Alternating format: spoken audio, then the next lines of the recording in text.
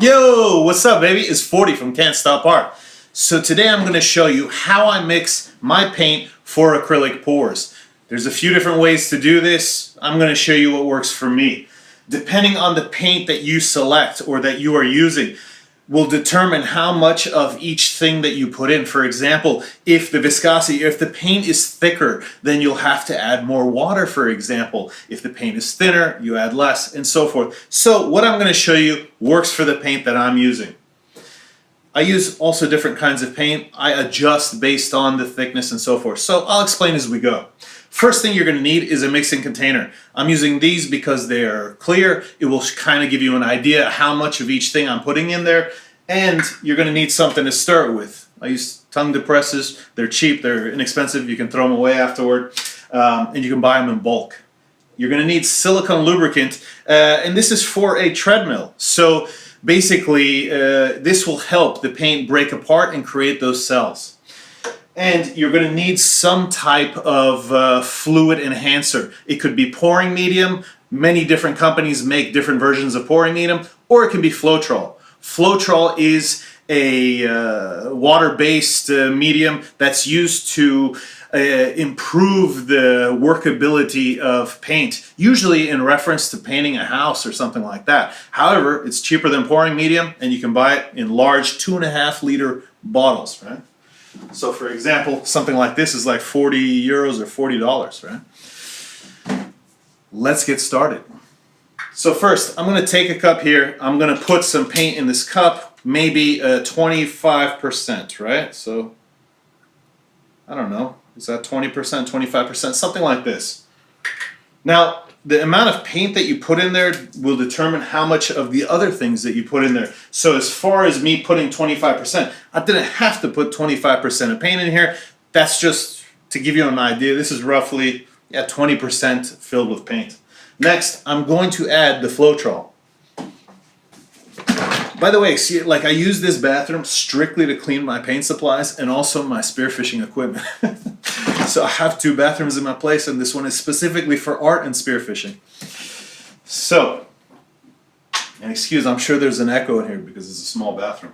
So I'm going to take this, I'm going to put almost the same amount. And this you need to shake. I shook it before I opened it because it does separate inside.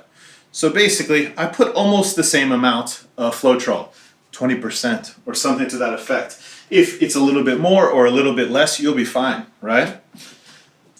This stuff basically dries clear. It looks white now, and when we mix it, the paint will maybe be a little bit lighter, but when it dries, it should have the same color of the paint. So we're going to take one of these wooden stirrers. We're going to start to stir and mix this up.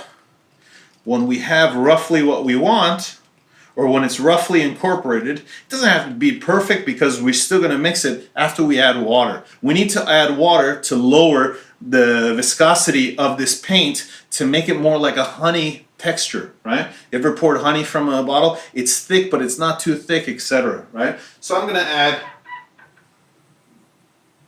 maybe 20% water. Now, we're pushing it here. I don't know if you can see, but this is almost to the top. So almost surely, as I mix this, I'm going to spill paint on the floor, which I do all the time. I mean, if you look at this bathroom, it's seen its fair share of paint splatters and paint explosions and dropping of cups and brushes. And anyway, I babble. So we're going to keep mixing this. In the beginning, when you mix it, you might think, oh, this is quite thin, maybe too thin. But the more you mix it, the more that paint is going to incorporate the water and the Floetrol or pouring medium, and it should thicken up a little bit. And then, well, let's keep stirring. Again, I'm going really slow here because we're only 20% away from the top.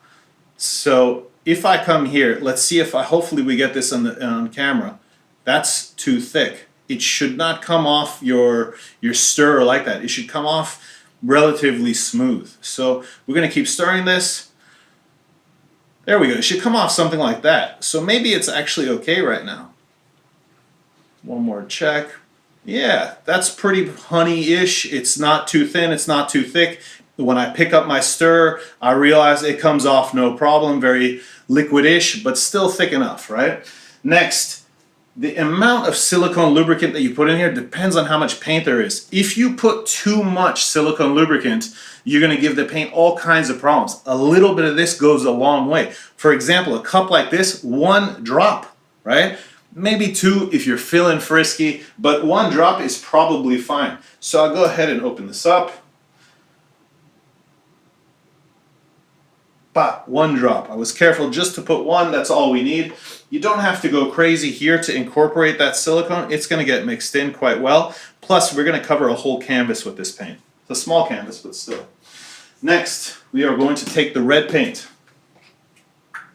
Our cup, we're going to put roughly 20%. I'll do this faster because I already explained it. Quick shake on the Floetrol. Open.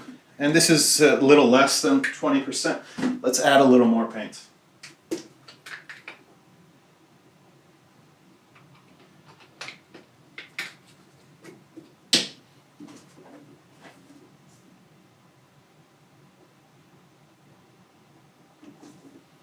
And as you can see, roughly the same amount, more or less, right?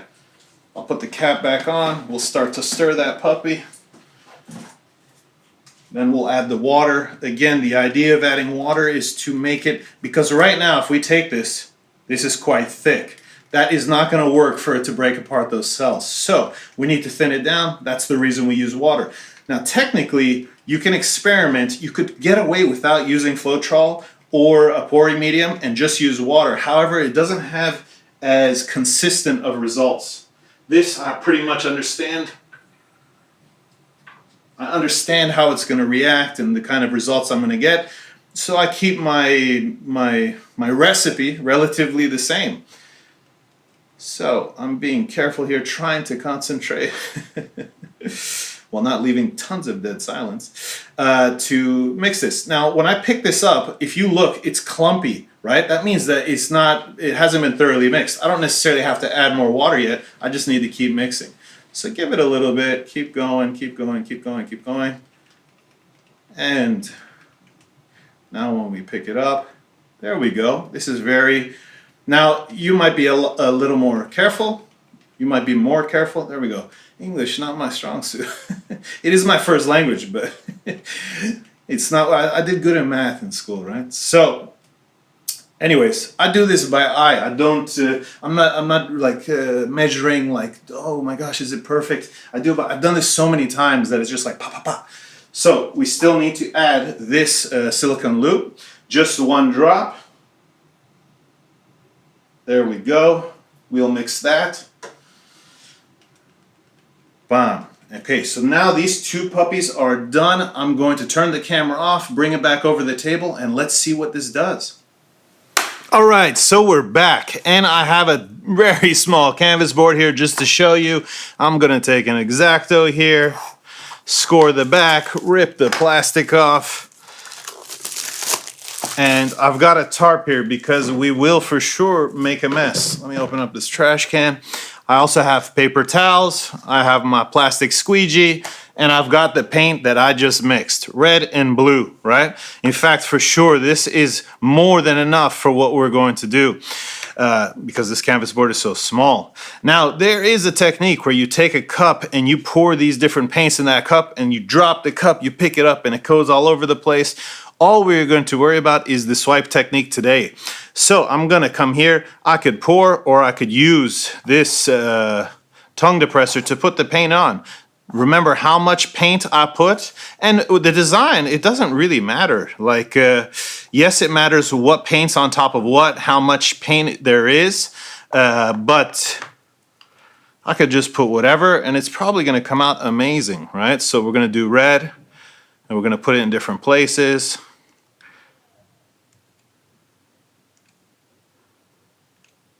And here we're almost done. That's enough. There we go. So let me clean this a bit. Clean this. This tarp is brand new, so I go through them every once in a while, and this is a brand new one, so I'll try to keep it clean for a little bit. Now this thing is almost the width of this. That'd be cool if it was, because then we could just do one swipe. But what I'm gonna do is I'm just gonna pull it in different directions. Remember, just like simple, like pla, pla. Ready? Sa. And what I'm also trying to make sure that happens is that it covers this board, right? There we go. One little part popped up. I could tap it with this. I'll take my paper towel to clean this off. And now we have like a pretty cool background. Obviously, we're not done just yet. We need to torch it. If we don't torch it, we don't have to, right? In fact, I could pick this up, and if you watch, there's a lot of paint. It's going to go in different directions, etc. And in fact, we could even put more paint on. And if I move this just a little bit right there, away from this paint, just so it doesn't get the back of the board so much paint. Not that it matters that much, but I don't want it to get stuck to the canvas. So I'm just gonna clean some of this stuff off. And if I had used more than just two colors, it would have made it interesting, but at the same time, you wanna use colors that work together. If you use like 8 different colors, it's gonna be too much. So I wouldn't go over 4 or 5 colors usually. I'll go ahead and bring this back down. And the back of this already has tons of paint, it seems. And I'm gonna hit it with the torch, right? Now, I don't know if you can see, oof, oof, how irritating. I just ruined this tarp with the torch. I don't know if you can tell, but this is not breaking apart into cells that much. Good news is we have tons of extra paint here. So I'm going to drop some more paint. And of course, you could let this dry and do it again. And I'll put more paint over this. Maybe a bunch more red. There we go. And let's even do this. Let's take this roll of tape, which I'm probably gonna get paint on now, and I'm only gonna swipe it in one direction. I'm gonna come here, I'm gonna pull a little bit, and then I'm gonna be like this, bang, bang. And let's see what this looks like. This is all about experimenting to come up with what looks was something that you're going for. Right now, we're just creating a background. So what we could do, again, is hit it with the torch. There we go. It's starting to bring some more cells out. Maybe there wasn't enough paint the first time. There we go. Bada bing, bada boom, huh? Let's see if I can pick this up without getting too much paint on myself. Bring it up for the camera. So, this is how I mix my paint. If you guys have any questions, leave it in the comments. If you enjoyed this video, go ahead and share it with your friends. Until next time, guys, I'm out.